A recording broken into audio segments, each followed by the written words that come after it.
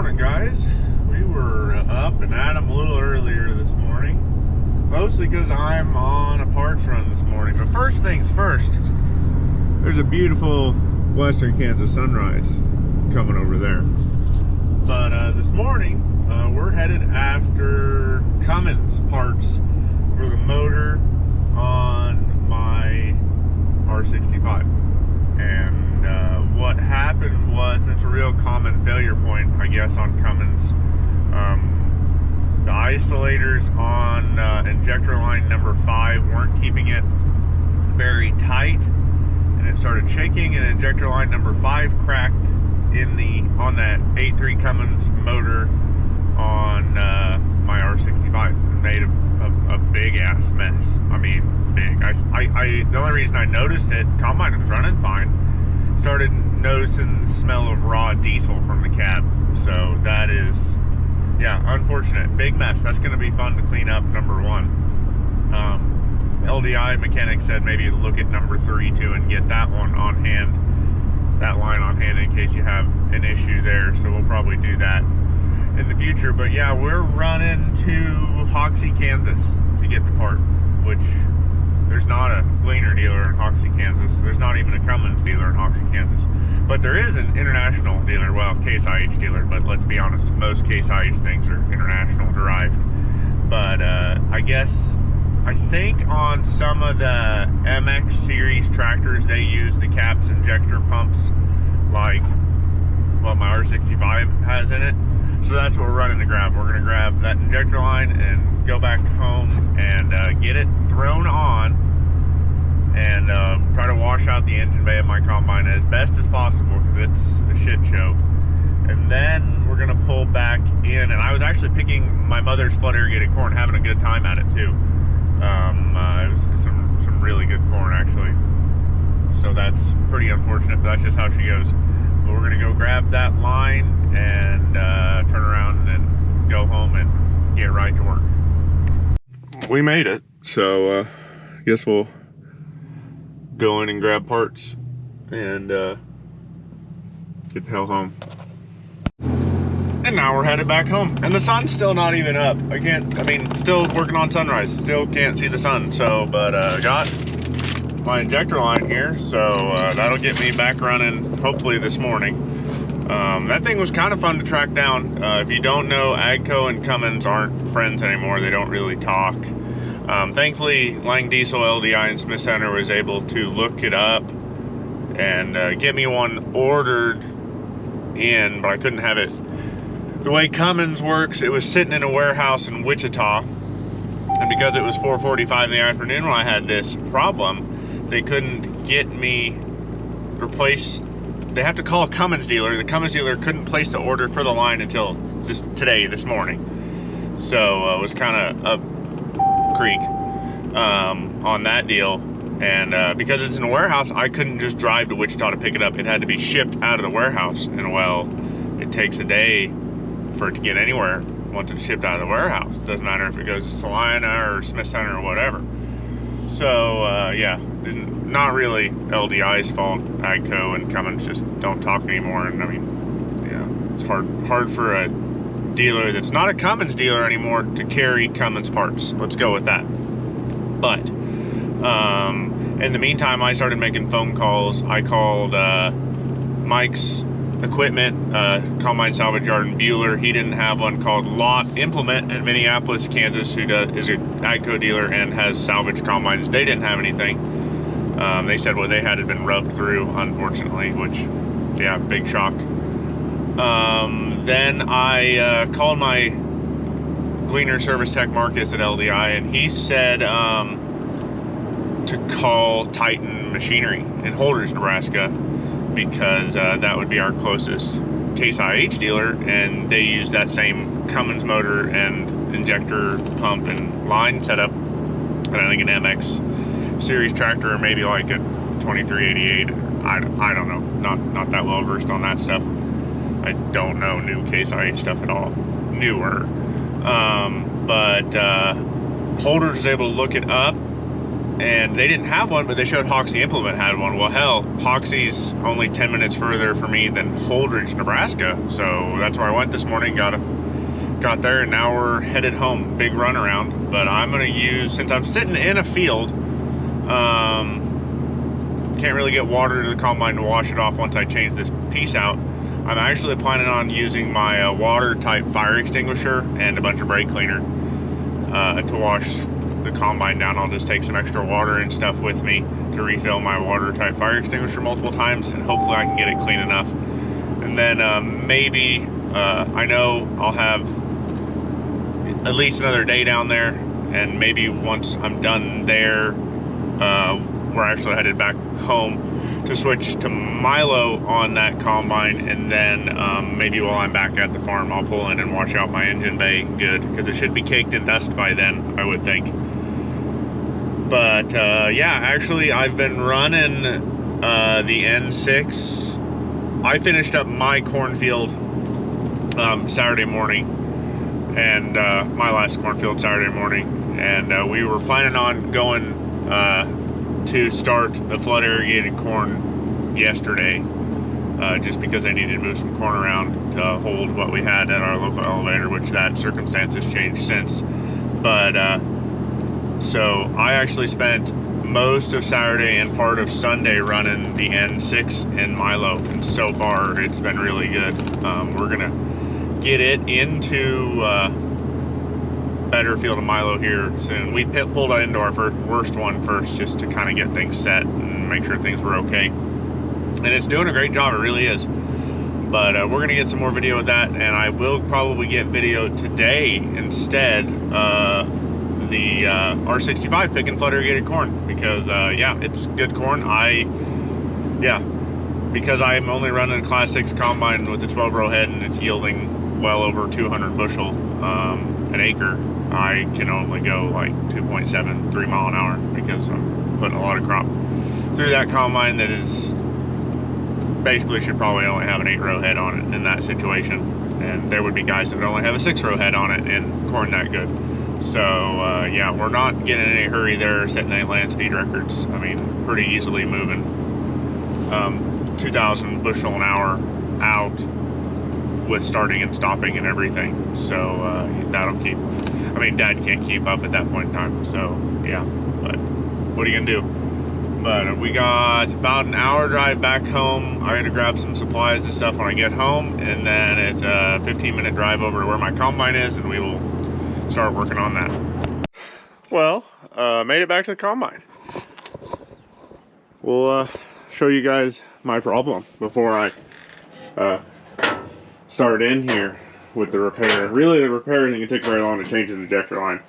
Been there, done that on a lot of different things, but kind of messy here. Not too bad there, really. But you get on this side of the machine, and yeah, you can tell some stuff went on that wasn't supposed to happen, for sure. And like the whole underside of the shielding there and everything like that. And you know, I'm sure the fan off the motor was just blowing her everywhere. Thankfully, it doesn't really look like it got in the radiator at all, probably because air blows towards me here. I'm going to clean the screen off real quick. But yeah, she's pretty messy in here. This is slick, lots of diesel smell everywhere. But yeah, the issue is number 5 here. Just broke off, and it was probably squirting. Well, we know it was squirting diesel all over the place. This side of the motor is gonna be really clean now, though. But yeah, she's pretty nasty in here. So I'm gonna take brake clean and clean off around that injector and the line on the pump. And then when I'm done here, the plan is to douse everything in here with brake clean as best as possible. And then I've got my water type fire extinguisher and a bunch of extra gallons of water along. We're gonna try to get this thing as cleaned out as I can. And then when I get back to the farm later this week, I'd like to power wash the whole inside of this engine compartment out, because yeah, she nasty. But we're gonna change this injector line out and then probably start the combine, make sure everything's good and not leaking anywhere else. Don't think it would be, but you just don't know. I'm gonna turn it around so my engine, the water drains downhill out of my engine bay. Otherwise I'd be holding water like I'm holding diesel over there. And I'll run that way out of the engine compartment and try to get this thing cleaned up as possible and start picking corn. I've got one truck sitting here full already, so Dad's already busy, and the other truck was full of milo that he's dumping. Right now that I cut a semi-load last night with the N6 after this happened. So he's gonna dump that, then come grab this truck load of corn that's here. And I'm not in any real rush this morning because it's pretty heavy dew. We're gonna just start in. Well, I got it back together. Haven't started it yet. Gonna start it either way. Flip my auger down real quick, back up, spin around that way. I'm on a downhill slope here. That way I can wash this engine bay out. Then we'll crawl up in there and see what I got for if I have all the leaks sealed up or whatnot. Because that makes sense. Don't really want to be leaking diesel everywhere. This thing might start hard. It doesn't really start that awesome to begin with. So, yeah.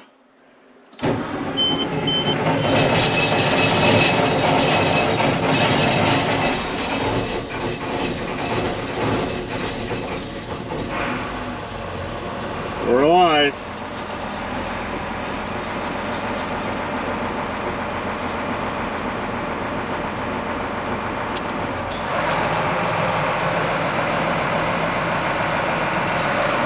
Put it back in gear. Didn't like that. Probably under a little, hadn't idled up to 1,000 yet. So, just trying to get her spun around here. We'll get back to you. Well, I fired it up and moved it around, and it didn't have any new leaks spraying that I could see. So that is a big win. But I guess I'll get the engine cover door propped up now and start trying to wash this off. It's just gonna have to be dirty for a little while because you're never gonna get all this off. And it's like on the inside, these shields here too. So I don't know. This ain't just gonna be messy for a little while. Hopefully it doesn't cause any of my belts to slip. But yeah, good stuff. Well, good news, everything's back to normal. I just went and cut my first bin load of the day, or picked my first bin load of the day. This is freaking corn, not beans or milo. We pick it. But I guess I've got a minute here because yeah, Dad's having to haul 25 miles one way currently. So yeah, I can pretty much get him way behind way fast here. But what we're working on is that flood irrigated field I talked about earlier in the year. And yeah, good corn. Probably not going to tell you what it's making, but it is over 200. So that is awesome. It's good corn. I like to run my head about as low as possible in this stuff because we do tillage here and I want to break this stuff down as much as possible. Generally in our dryland stuff, I want to leave tall stalks as tall as I can get them, 18 inches, 2 foot if possible, because that collects more snow for us in the winter, which is more moisture we can bank in the spring to grow a crop. But I'm gonna dump this thing here and yeah, fill a truck. And unfortunately the rows here are long enough I can actually be full in this combine, 300 bushel going one way right now. So yeah, be really nice to have a grain cart out here, but that'd just bury Dad in more corn. So like, don't probably really need a grain cart out here. So we're gonna come down, and I think my wife is coming out later and she's gonna get video of this pig going 2 mile an hour, because class 6 combine 12 row head, once you get up over 2,500 bushel an hour, I run out of horsepower. I don't run out of chute capacity, I run out of horsepower. So yeah, if you start pushing 3 mile an hour, it doesn't do it. Even 2.5 at times is too much. So yeah, we will unload.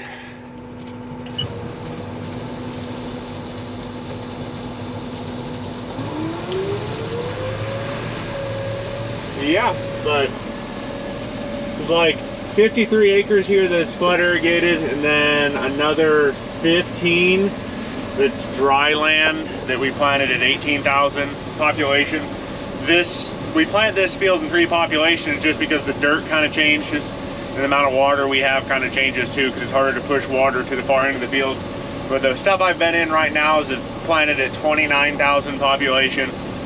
We get just to the other side of that well right there, and I go down to 27,500. And then down there, there's a big concrete, what was a turnout for irrigation, for the irrigation ditch that's right here. Down there, I go down to, I think, 25,000 or 26,000. No, it's 26,000 down there. And then the dry land is at 18,000. So, yeah, that's kind of what we're going to be up to today. This isn't going to be very fast. There's no reason for it to be fast. We're just trying to do a good job here and get as many bushels out for my mother as possible.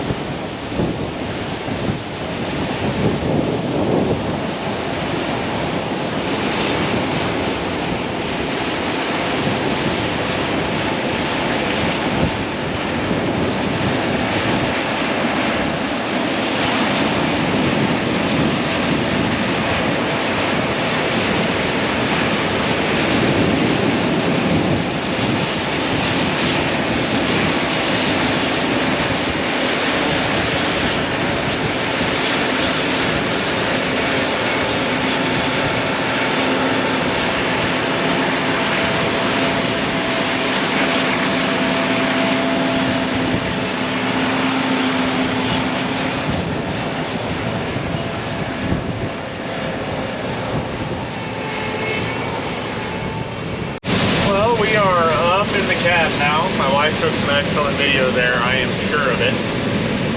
Rolling along here at, that says 2.6, but I have bigger tires than this combine was calibrated with. So it's actually 2.8 miles per hour.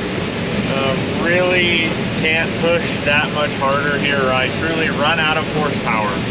It is not running out of shoe capacity. It is, I am horsepower limited.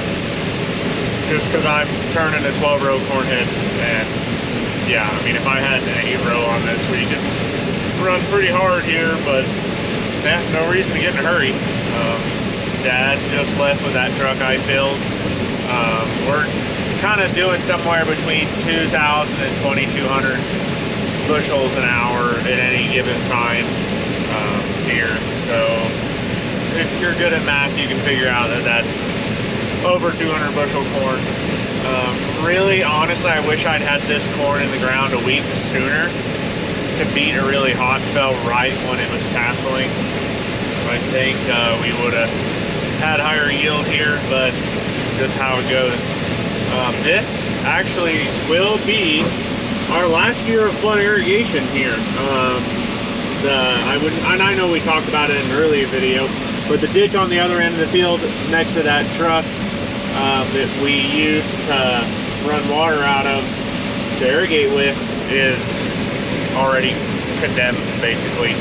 So we're going to push that sucker in, re-level this field off. And as you can tell, it's already pretty leveled for flood, but there's that low spot they took dirt out of to build the ditch over there in the 60s. We're going to level the field back off, and we own the railroad right-of-way to the south of the ditch now, too.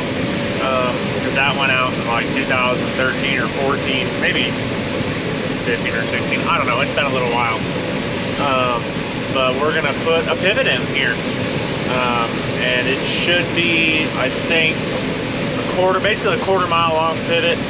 And I think we're going to go to irrigating like 63 acres with an end gun on it, if I remember correctly. And actually that's really cool, because right now we're actually only irrigating 53 acres. We're permitted to irrigate more here, but we don't have enough water really to push it to the far end of the field, half mile down with flood irrigation, which is using gravity, period, and gated pipe and whatnot.